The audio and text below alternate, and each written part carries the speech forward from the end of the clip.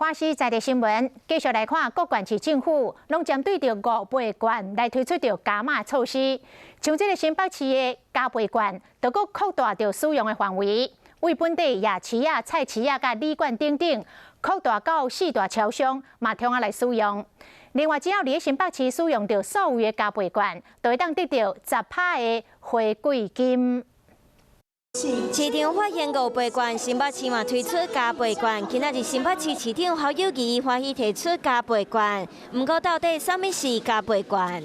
只要是设置伫新北市的市民，都有机会摕纸本5倍券5000块换1万块的加倍券，限量1万份。 登录抽考的时间，就伫10月15到31号。11月7公开抽考的结果，抽到有简讯通知，会使到新北市15个市民活动中心换，而且加倍券使用的范围阁扩大。真方便，超商买一个物件嘛足方便呢。 加倍券的物件比照5倍券无赚钱，所以甲物件变细有50块和200块。像夜市啊市场更较好用以外，旅馆、商圈、观光工场、小型商业阁加码到4大超商，更加方便。除了领纸本5倍券的市民有可能抽到加倍券，把所有的民众嘛免烦恼，只要下载支付 APP， 伫10月15到12月31号之间使用，伫新北市指定的店家就会使有10%的加码金。